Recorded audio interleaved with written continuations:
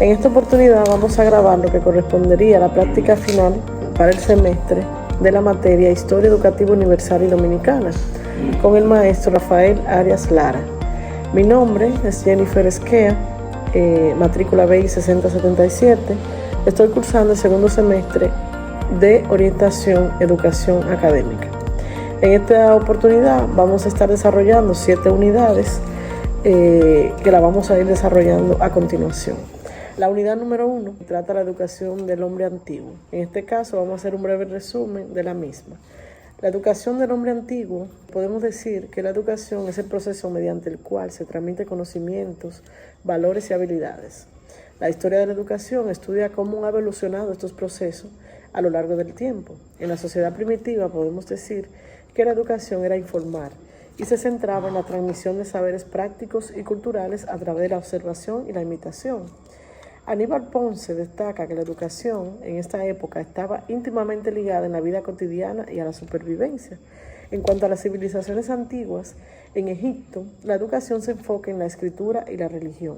En China, se valoraba el conocimiento y la moralidad, promoviendo el confucianismo. Podemos decir que en el Imperio Persa, la educación era diversa y orientada hacia la administración, y en el caso de la India se centraba en el aprendizaje de los Vedas y el desarrollo espiritual. Este recorrido que hemos hecho en esta unidad número 1 nos muestra cómo la educación ha sido fundamentada en la formación en las sociedades antiguas. La unidad 2 trata sobre la educación en la civilización griega y el Imperio Romano.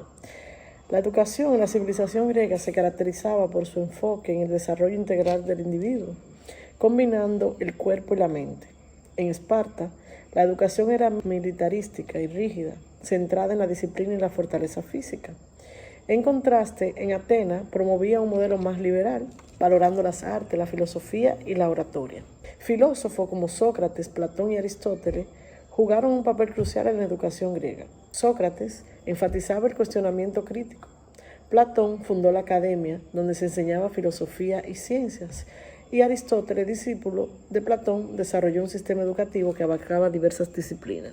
En la civilización romana, la educación era más práctica y orientada a la preparación para la vida pública. Los romanos adoptaron y adaptaron muchos aspectos de la educación griega. Figuras como Marco Tulio Cicerón promovieron la retórica, Séneca abordó la ética y la filosofía, y Quintiliano se destacó en la enseñanza de la oratoria, sentando las bases de la educación formal en Roma. Esta evolución educativa sentó las bases para la educación occidental posterior. Entrando a lo que es la unidad número 3, la educación en la Edad Media, podemos decir que la Edad Media se caracterizaba por su estructura social jerárquica, el predominio de la religión y el feudalismo. Durante este periodo, las escuelas surgieron principalmente en monasterios y catedrales, donde se enseñaban materias como teología, gramática y filosofía. La escolástica fue un método de enseñanza que buscaba conciliar la fe con la razón, utilizando el pensamiento filosófico para interpretar textos sagrados. Este enfoque promovió el debate y el análisis crítico en las aulas. Ya en este caso, las universidades comenzaron a formarse en el siglo XII, siendo centros de aprendizaje que ofrecían estudios avanzados en diversas disciplinas, especialmente en teología, derecho y medicina. Estas instituciones jugaron un papel crucial en la preservación y transmisión del conocimiento. El feudalismo, podemos decir que fue un sistema socioeconómico que estructuró la sociedad medieval, donde los señores otorgaban tierras a vasallos a cambio de servicios. Este sistema influenció la educación, ya que la formación estaba a menudo ligada a la nobleza y a la iglesia, limitando el acceso al conocimiento a las clases altas. Hablando de la unidad número 4, que trata sobre la educación en la edad moderna y contemporánea, ahí vemos el renacimiento del humanismo y la escuela socialista. Podemos decir que la educación en la edad moderna se transformó significativamente, impulsada por el Renacimiento, que valoraba el conocimiento clásico y la individualidad. Durante este periodo se promovió un enfoque más secular a la educación, destacando las artes, la ciencia y el pensamiento crítico. En la educación contemporánea se enfatiza la inclusión y la diversidad, adaptándose a las necesidades de una sociedad en constante cambio. Se busca desarrollar habilidades críticas y creativas, fomentando el aprendizaje activo y el pensamiento independiente. El Renacimiento y el humanismo marcaron un resurgimiento del interés por la cultura clásica y el potencial humano. La educación se centró en el desarrollo integral del individuo, promoviendo el estudio de las humanidades y el pensamiento racional. La escuela socialista surgió como una respuesta a las desigualdades sociales, proponiendo una educación que fuera accesible para todos y que fomentara valores de cooperación y solidaridad. Este enfoque, que buscaba formar ciudadanos críticos y comprometidos con la transformación social, enfatizando la importancia de la educación pública y gratuita.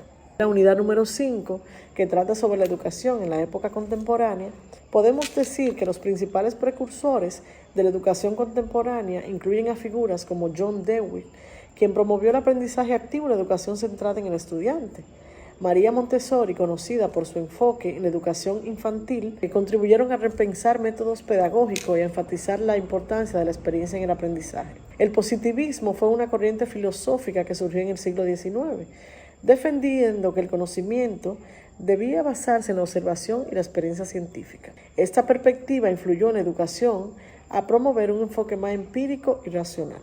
La educación con bases positivistas se enfocó en la enseñanza de las ciencias y las matemáticas, priorizando el método científico y el pensamiento crítico, y buscando formar ciudadanos informados y capaces de resolver problemas. Por otro lado, la educación socialista se fundamentó en principios de igualdad y justicia social. Buscando eliminar las desigualdades educativas, promovió la educación como un derecho universal y un medio para transformar la sociedad. Entre los principales exponentes de la educación socialista se encuentra Pablo Freire, quien defendió la educación crítica y liberadora, y Antonio Gramsci, que enfatizó el papel de la educación en la transformación de una conciencia social.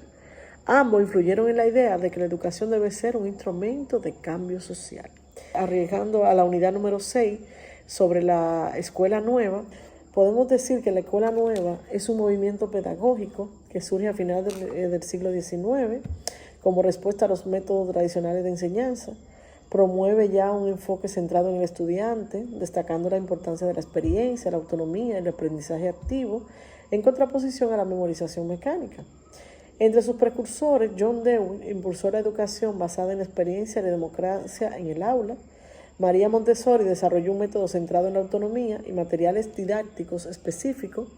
Jean Piaget destacó las etapas del desarrollo cognitivo del niño y sus aprendizajes constructivistas, y Ovide subrayó la enseñanza integral a través de los centros de interés. En cuanto a las corrientes filosóficas, el humanismo resalta el desarrollo integral del ser humano, el pragmatismo, la educación como preparación para la vida, el existencialismo, la libertad y responsabilidad en el aprendizaje, y el constructivismo, la construcción activa del conocimiento. Estas bases transformaron la pedagogía, creando entornos más dinámicos y participativos que favorecen el aprendizaje significativo. Ya para finalizar, la unidad número 7, que habla sobre la educación en América Latina. La educación en América Latina ha sido un pilar fundamental para el desarrollo social y cultural de la región, con influencia de destacados pensadores y educadores. Benito Juárez impulsó la educación laica y gratuita en México. Domingo Faustino Sarmiento promovió la educación pública y la alfabetización en Argentina. José Pedro Varela modernizó el sistema educativo uruguayo.